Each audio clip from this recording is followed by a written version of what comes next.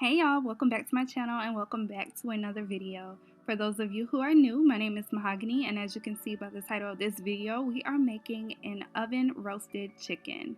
And I just want to go ahead and put that out there that I am not a chef, nor do I aspire to be. I simply enjoy cooking for my family, and I hope that this inspires you to get in the kitchen and make something for you and yours. So we're going to start this in one part, and then we're going to move on to the second part. So right now I have a pot of water boiling on the stove. We're bringing that to a boil, and I'm going to go ahead and include some things in this pot of water. What we're doing now is creating a brine for our whole chicken.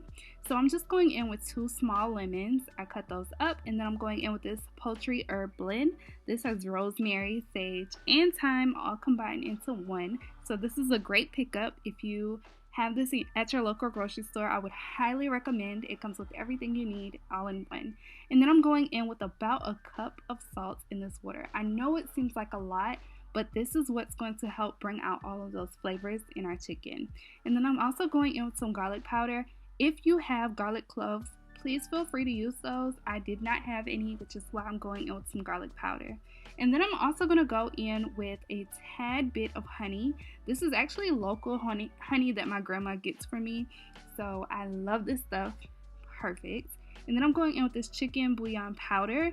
I'm only going in with a small amount of this. I really want to use it just to help bring out those chicken flavors. And then I'm going in with some bay leaves as well. And then we're going to go in with some black pepper. If you have whole peppercorns, please feel free to use those. This is just what I have, so grinding it works just as fine. As you can see, I did not give any particular measurements because it really all just depends on the size of your whole chicken. The chicken that I'm using is almost 4 pounds, so that's why I'm using the amount that I'm using. It's really not a big chicken, and it's perfect for me and my little family. So I'm just going in and giving that a good mix, and I'm going to let that simmer for about 10 to 15 minutes. Just long enough to get all of those flavors out of all of those herbs and that lemon, and to really get everything together. Once it's all done, I'm going to turn off that heat, and I'm going to come back and stir it regularly. I want to go ahead and release all of the heat. Now you can also put this in the refrigerator to get it to cool down, or add some cold water and that'll work too, but I did not want to dilute the flavor at all because I did taste it and it's spot on. Now this is my chicken that I'm going to be using. It is, like I said, a pretty small chicken. It feeds just enough for me and my family, and it's perfect. So now I'm going in with that brine. Once it's completely cooled, y'all, please make sure it is cooled down completely. I'm going to go ahead and pour that over my chicken. Now I could have poured it over out of the pot, but I was afraid that I would make this big mess, so that's why I'm ladling it over the top. But once it's completely filled to the rim with this brine, I am going to go ahead and cover it, and I'm going to store it in the fridge overnight. I'll let mine go for about 15 hours, but the longer the better.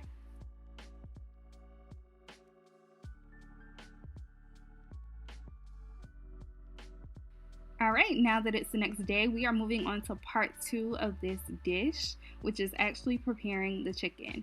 So here I am just cutting up some veggies. I am using one celery, oh my goodness, one celery stalk, almost a whole small yellow onion, and then I'm also going to add some carrots as well to the bottom of my pan.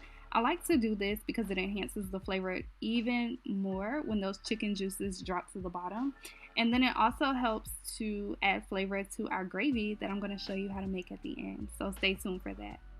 Now that our chicken has been sitting in this brine for a little over 15 hours, this is what it is looking like. No difference, but that flavor is everything.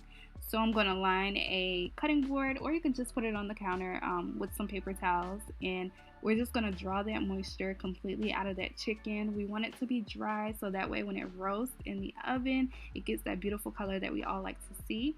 So now I'm just patting it dry, making sure that I get all of it dried completely, or as dry as I can possibly get it. And as you can see, there are still some herbs left over on the chicken, but that's okay. As you can see, it's deep down in the chicken, which is exactly what we wanted. That salt is really going to bring out a lot of flavor in the chicken. Have you ever had a piece where there was no flavor and you were just like, oh, this chicken is not it? If you do this, I promise you, you will never have that issue again. The brine also helps to keep the chicken moist. So if you ever have issues with the dry chicken, give that brine a try and let me know. In a bowl, I'm just going in with about 4 tablespoons of butter. I put it in the microwave for just a few seconds, and then I also added some olive oil and some chicken bouillon powder. My camera, for whatever reason, did not record this part, but that's okay. And then my seasonings, I'm using a teaspoon for each. So a teaspoon of chicken bouillon powder, a teaspoon of paprika, garlic powder, onion powder, Mrs. Dash, and some parsley. And I'm just going to give that a good mix, making sure to combine all of the ingredients together, or all of the seasonings together.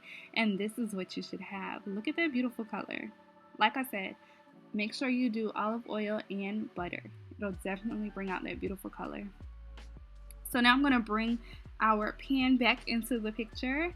And as you can see, I kind of have my veggies all placed in the center, and that's because my pan is a little on the bigger side compared to the chicken that I have. So I really want those juices to fall on top of my veggies. So that's why I kind of placed it in the center the way that I did. And now what I'm going to do is go ahead and spread that seasoning mixture all over my chicken. And you want to make sure you get up under the skin, all in the creases of the bird, everywhere. Anywhere you can squeeze some seasoning in, make sure you do it. And I'm also going inside of that chicken as well. And this is what it should look like once you're all done. You want to make sure you do place your wings underneath the chicken so that they don't burn at all. And then I'm going in with some chicken broth. I'm just going to add a little bit in the pan just to help those veggies gain a little bit of moisture before I put them inside of the oven. And now we're going to preheat our oven to 375 degrees. Once it's preheated at 375 degrees, we're going to set the timer for 1 hour and 30 minutes. It will cook longer than 1 hour and 30 minutes, but that's what I like to start with. After the hour and 30 minutes is almost up, this is the juice that's left over from the chicken. So we're just going to take it and baste the top of our chicken with it. And you want to make sure that you go all over it with this dripping. This is actually nothing but flavor, and this will help pour flavor right back into the chicken. Not only that, but this will help achieve that beautiful golden brown color that we love to see on roasted chicken. I know I keep stressing beautiful color, but y'all, we all know you eat with your eyes first. Presentation is everything. So I'm going to put it back in the oven for an additional 30 minutes, and this is what it looks like once it's all done. It's been in there for a total of 2 hours. You're going to check it with your meat thermometer. Make sure you have one of those handy, and you're aiming for an internal temperature of around 175 to 180 degrees. People typically go for 165, but I like 185. Once that's all done, I'm going to remove the rack from the baking sheet, and I'm going to pour those juices into a small saucepan, because now we're moving on to creating our gravy. You can always create your gravy out of water and some chicken bouillon base or chicken bouillon powder. You can also create it out of chicken broth, but this is where the flavor is at. So if I were you, I'd highly recommend that you do it this way. Once that comes to a simmer, I'm going to go in with a tablespoon of all-purpose flour. And I'm going to make sure that I whisk that until all of the flour has completely dissolved into the juices. And then I'm also going to make sure that I have some chicken broth handy, because as you can see, that has thickened up so quickly. So you want to make sure you have that chicken broth on hand. Or you can use water as well. It'll do the same trick, but I like flavor, so I always try to make sure that I incorporate it. And as you can see, I'm adding in little by little just to make sure I don't overdo it, and then I don't want to underdo it either. So by doing it in increments, it helps to maintain the thickness of the gravy, and I can get it exactly how I want it. But I'm just going to keep whisking that, and then once I'm done whisking it, I'm going to go ahead and make sure that I take a spoon and taste it. Y'all know I always say taste everything, especially when it comes to a roasted chicken. Taste your brine, taste your chicken once it comes out of the oven, taste your gravy. You want to make sure everything has flavor, because this is something that can get bland if you do not take your time. I was not happy with the flavor 100%, so I added in some chicken bouillon base for some extra flavor, and I did not go in with a lot. Y'all saw how much was on the spoon, and that was all this gravy needed. Once that's all done, I am going to leave this pot on the eye that it's on so that residual heat will continue to thicken it up. Because of this, I am going to go in with a little bit of water just to make sure that it does not get too thick and that we are able to still heat it up if needed. So I'm going to give that a good mix, and we're going to move on to the next step, which is cutting our chicken.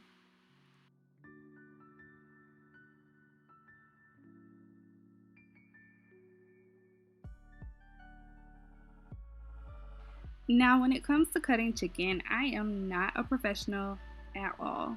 So just ignore how you see me cut this chicken up. Just focus on how beautiful it looks and how juicy that chicken is. Can you tell? Look at it. This is from the brine that we did at the beginning of the video. This really does help the chicken maintain its moisture. It really does help it to get nice and tender. And I told y'all I was not a professional. Look at me butchering this chicken. I did not have anything up underneath the pan, and I should have put something there to at least hold it in its place, but it's okay. Look at that. Beautiful. It's nice and juicy, nice and tender. But I really hope you enjoyed this video. I cannot wait to share more recipes with you, and I really hope this inspires you to get in the kitchen on Thanksgiving and prepare another meal. So if you like this video, don't forget to subscribe, comment down below, and I will see you tomorrow.